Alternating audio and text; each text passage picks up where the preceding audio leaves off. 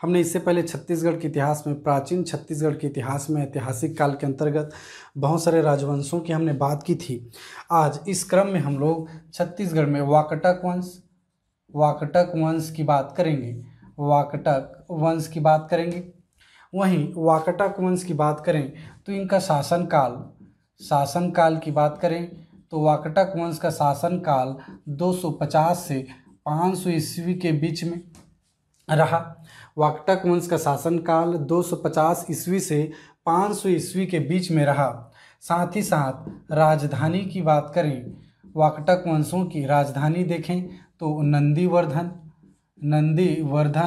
जो वर्तमान में नागपुर के नाम से जाना जाता है। वाकटक वंशी की राजधानी रही नंदीवर्धन, नागपुर।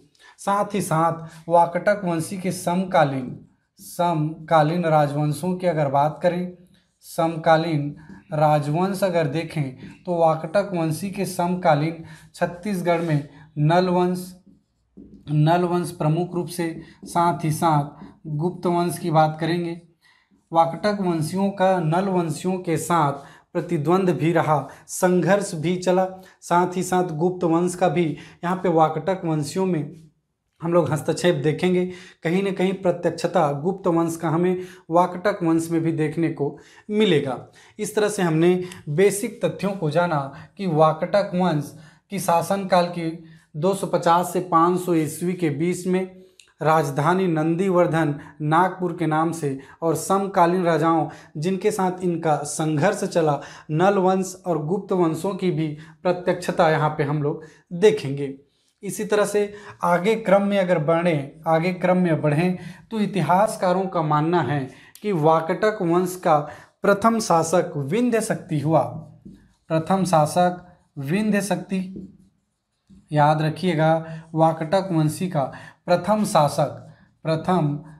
शासक इतिहासकारों का मानना है कि विंध्यशक्ति वाकटक वंश का प्रथम शासक हुआ। इसी तरह इसका पुत्र, आगे क्रम में बढ़ें तो प्रवरसेन द्वितीय की बात करेंगे। प्रवरसेन प्रथम की बात करेंगे, जो कि विंध्यशक्ति का पुत्र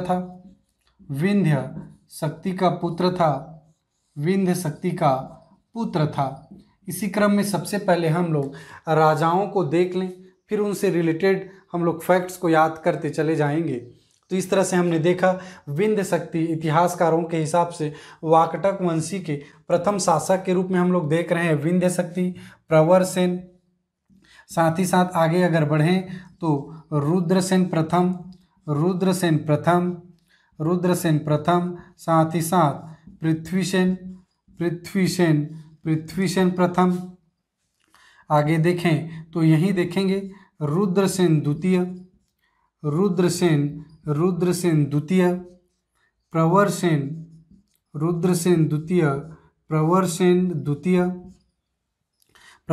द्वितीय, फिर नरेंद्र सेन,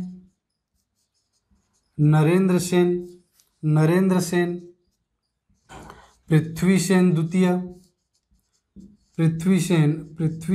द्वितीय। आगे अगर देखें पृथ्वीसेन द्वितीय, देवसेन, साथ ही साथ हरिसेन। इस तरह से हम लोग वाकटक वंशियों के शासनकाल में इन राजवंशियों की बात करें। साथ ही साथ विशेष रूप से देखेंगे महेंद्र सेन, याद रखिएगा। वाकटक वंशियों के अंतर्गत इतिहासकारों में थोड़ा मतभेद।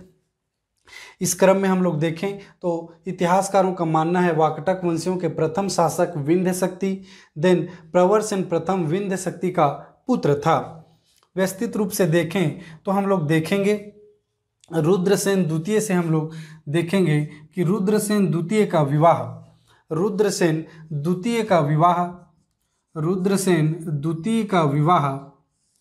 गुप्तवंशी शासक चंद्रगुप्त द्वितीय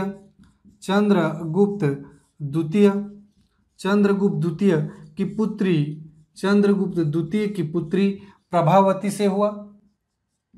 प्रभावती से हुआ।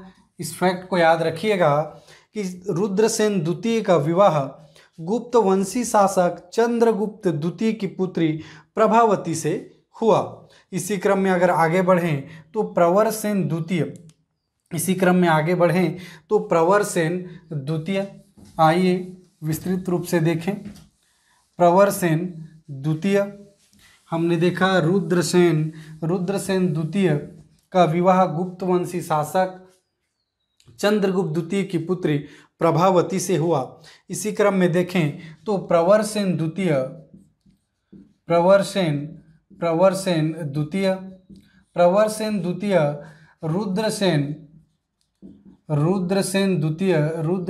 द्वितीय और प्रभावती का पुत्र प्रवरसेन द्वितीय है।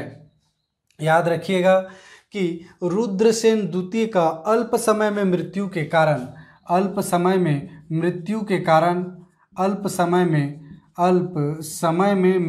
कारण यहाँ पे प्रभावती प्रवरसेन द्वितीय के संरक्षिका के रूप में शासन करती है। अल्प समय में मृत्यु के कारण रुद्रसेन का प्रभावती यहाँ पे संरक्षिका के रूप में शासन करती है। साथ ही साथ कई बार क्वेश्चन पूछा गया है कि प्रवरसेन द्वितीय के शासन काल में चंद्रगुप्त द्वितीय के शासन राज दरबार में रहने वाले 9 रत्नों में से एक रत्न महाकवि कालिदास इनके शासनकाल में छत्तीसगढ़ प्रवास में आते हैं। इस फैक्ट को याद रखिएगा, कई बार पूछा गया है कि कालिदास किसके शासनकाल में छत्तीसगढ़ आते हैं। तो प्रवरसेन द्वितीय के शासनकाल में महाकवि कालिदास, जो कि चंद्रगुप्त द्वितीय के दरबार में 9 रत्नों में से एक रत्न थे, वो छत्तीसगढ़ प्रवास में आते हैं, महाकवि कालिदास। अब इनसे जुड़े रिलेटेड फैक्ट्स को हम लोग याद रखने की कोशिश करेंगे कि महाकवि कालिदास छत्तीसगढ़ आते हैं तो सरगुजा के रामगढ़ की पहाड़ी सरगुजा में स्थित, सरगुजा जिले में छत्तीसगढ़ में स्थित रामगढ़ की पहाड़ी की प्राकृतिक सुंदरता से मंत्रमुग्ध होके, प्राकृतिक सुंदरता को देख के महाकवि कालिदास इन्हें स्वर्ग का प्रवेश द्वार कहते हैं। याद रखिएगा, महाकवि कालिदास सरगुजा में स्थित रामगढ़ की पहाड़ियों की प्राकृतिक सुंदरता से मंत्रमुग्ध होके इन्हें स्वर्ग का प्रवेश द्वार भी कहते हैं। इस फैक्ट को भी याद रखिएगा कि स्वर्ग का प्रवेश द्वार किसने कहा और किसे कहा गया। इसी क्रम में अगर आगे बढ़ें तो यहीं पे कालिदास ने अपने ग्रंथ मेघदूत की रचना जिसका छत्तीसगढ़ी भाषा में अनुवाद मुकुटधर पांडे के द्वारा किया गया है। मुकुटधर पांडे जी के द्वारा किया गया है। हमने जिला विशेष में देखा था, मुकुटधर पांडे जांजगीर चांपा जिला बालपुर जिले से संबंधित हैं, जो कि छत्तीसगढ़ के प्रथम छायावादी कवि के रूप में भी जाने जाते हैं।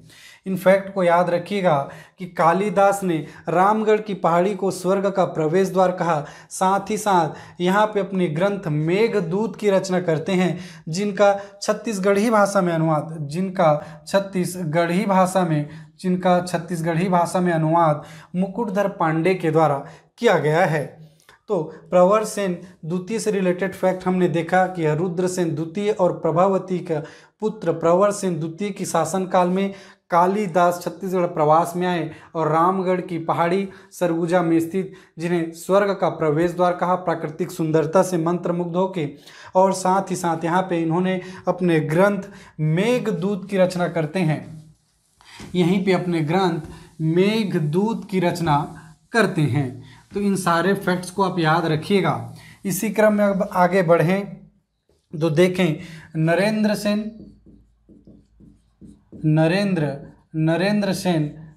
सेन की अगर बात करें तो नरेंद्र सेन द्वितीय का संघर्ष नलवंशी शासक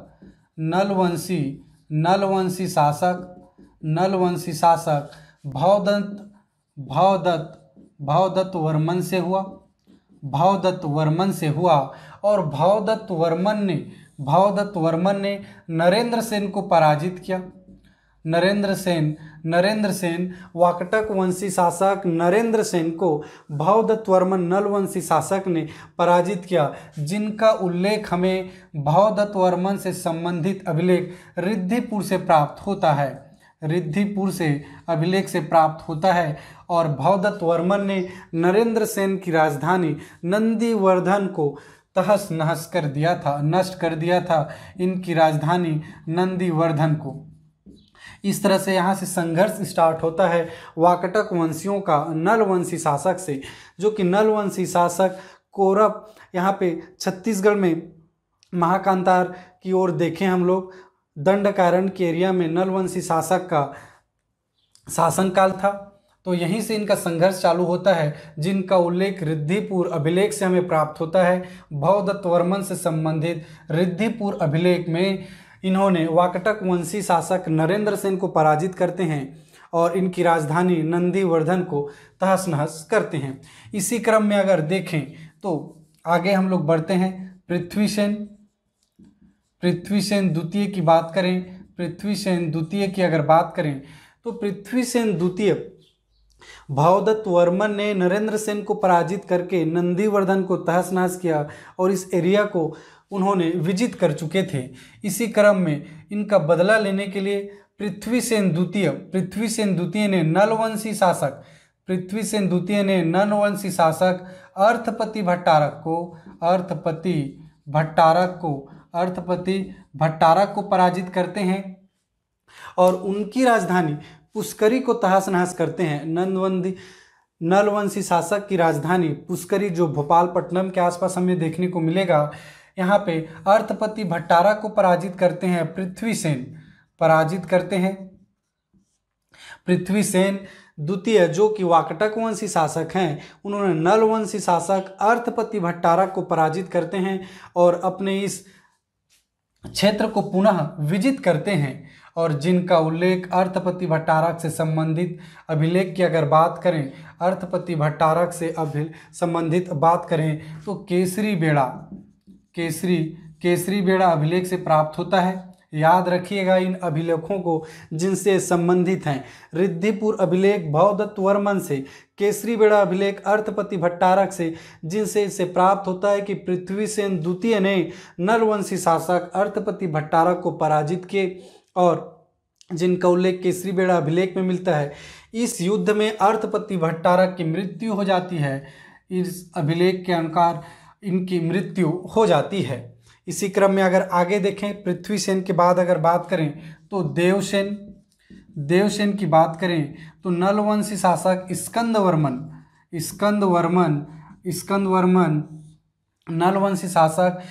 वर्मन वाकटक वंशी शासक देवसेन को पराजित करते हैं, जिनका उल्लेख अगर देखें तो पौड़ागढ़ अभिलेख से हमें प्राप्त होता है। पौड़ागढ़ अभिलेख जो कि स्कंद वर्मन से संबंधित है। इन्होंने वाकटक वंशी शासक देवसेन को पराजित किए, जिनका उल्लेख पौड़ागढ़ अभिलेख से प्राप्त होता है। इस तरह से हम लोग इस क्रम में देख सकते हैं कि वाकटक वंशियों का नल वंशियों के साथ एक लंबा संघर्ष चला। इसी क्रम में देखें तो हरिसेन वाकटक वंशियों के अंतिम शासक के रूप में हम लोग देखते हैं। अंतिम शासक के रूप में हमने देखा हरिसेन को, विस्तृत रूप से हमने देखा। इसी क्रम में देखें अगर महेंद्र सेन की अगर बात करें तो इतिहासकारों का मानना है कि महेंद्र सेन का कोई विस्तृत जानकारी हमें प्राप्त नहीं होता है। महेंद्र सेन से संबंधित जानकारी इनसे प्राप्त नहीं होता है। कईयों का मानना है कि यह वाकटक वंशियों है, कईयों का मानना है सरबपुरी वंशी का है। तो इस तरह से याद रखिएगा कि महेंद्र सेन दक्षिण कोसल के शासक महेंद्र सेन को जब समुद्रगुप्त दक्षिण विजय अभियान के अंतर्गत आते हैं तो महेंद्र सेन को उन्होंने पराजित किया था, समुद्रगुप्त ने इन्हें पराजित किया था। इस क्रम में महेंद्र सेन को भी याद रखिएगा। इस तरह से हमने देखा वाकटक वंशियों के शासक से रिलेटेड सारे फैक्ट्स को हमने जाना। इसी क्रम में अगर देखें तो हम आते हैं गुप्त वंशियों के। वाकटक वंशियों के बाद हम लोग बात करेंगे गुप्त वंशियों की। गुप्त वंश की अगर बात करें वाकटक वंशी के बाद, तो इनका शासनकाल 319 ईस्वी से 500 ईस्वी तक हम लोग देखेंगे। शासनकाल की अगर बात करें, शासनकाल की बात करें तो गुप्त वंशियों का शासनकाल 319 से 500 ईस्वी तक हम लोग देखेंगे। गुप्त काल में मध्य छत्तीसगढ़ को दक्षिण कोसल के नाम से जानते थे। दक्षिण कोसल के नाम से जानते थे। इन फैक्ट को अब याद रखिएगा, गुप्त वंश के शासनकाल में मध्य छत्तीसगढ़ को दक्षिण कोसल के नाम से, साथ ही साथ दंडकारण्य को महाकांतार के नाम से जानते थे। तो इन तथ्यों को याद रखिएगा। पूछा जा सकता है कि गुप्त वंश के शासनकाल में मध्य छत्तीसगढ़ को किस नाम से जाना जाता था, साथ ही साथ दंडकारण्य को किस नाम से जाना जाता था। तो दंडकारण्य को महाकांतार के नाम से और मध्य छत्तीसगढ़ को दक्षिण कोसल के नाम से हम लोग जानते थे। तो आगे देखिए, गुप्त वंशियों का छत्तीसगढ़ में महत्व की बात करें तो प्रमुख शासक के रूप में हम लोग देखेंगे समुद्रगुप्त की बात करें तो इन्हें भारत के नेपोलियन के नाम से जाना जाता है। भारत के नेपोलियन के नाम से जाना जाता है और इन्होंने ही गुप्त वंशियों में प्रथम शासक हुए जिन्होंने दक्षिण विजय अभियान के अंतर्गत इन्होंने दक्षिण कोसल के राजा महेंद्र सेन को पराजित किए और साथ ही साथ महाकांतार के राजा नलवंशी शासक के नेपोलियन के नाम से जाने जाते थे। इन्होंने दक्षिण विजय अभियान के अंतर्गत दक्षिण कोसल के राजा महेंद्र सेन को और महाकांतार के राजा व्यागराज को पराजित कर इन्होंने व्याघ्रहंता की उपाधि धारण करते हैं। साथ ही साथ समुद्रगुप्त की पत्नी रूपा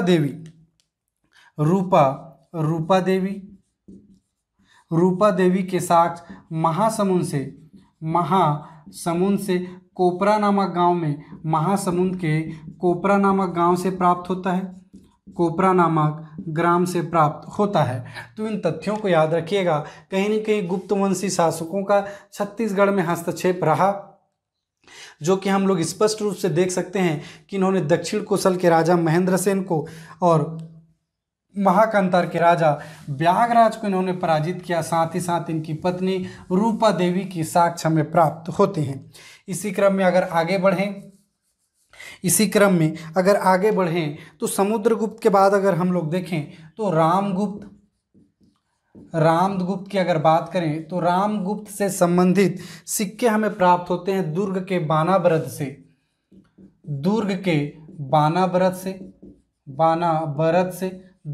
बानाबरत से हमें गुप्तकालीन सिक्के प्राप्त हुए हैं। साथ ही साथ आगे क्रम में अगर देखें तो चंद्रगुप्त द्वितीय हमने वाकटक वंशियों के अंतर्गत भी देखा था कि चंद्रगुप्त द्वितीय की पुत्री प्रभावती का विवाह वाकटक वंशी शासक रुद्रसेन से हुआ था। रुद्रसेन द्वितीय से हुआ था। इस तरह से कह सकते हैं कि चंद्रगुप्त द्वितीय के शासनकाल के अंतर्गत ही प्रभावती के पत्नी रुद्रसेन से इनके अल्प मृत्यु के कारण इन्होंने इनके क्षेत्र को अपने संरक्षण के रूप में छत्तीसगढ़ में भी इन्होंने शासन किया, संरक्षिका के रूप में प्रभावती ने। तो हम लोग देख सकते हैं कि चंद्रगुप्त के अंतर्गत भी इनकी पुत्री प्रभावती का विवाह छत्तीसगढ़ के वाकटक वंशी शासक रुद्रसेन से हुआ। इसी क्रम में अगर देखें चंद्रगुप्त द्वितीय के बाद कुमारगुप्त की अगर बात करें तो कुमारगुप्त से संबंधित रत्न जड़ित मयूर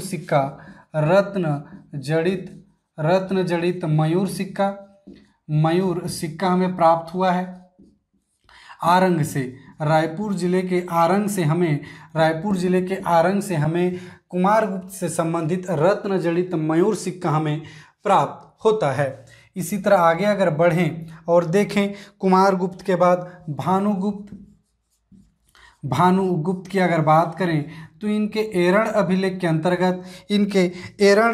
के अंतर्गत 510 ईस्वी में प्राप्त एरण अभिलेख के अंतर्गत छत्तीसगढ़ के शासक सरबवंशी सरबराज का वर्णन हमें देखने को मिलता है।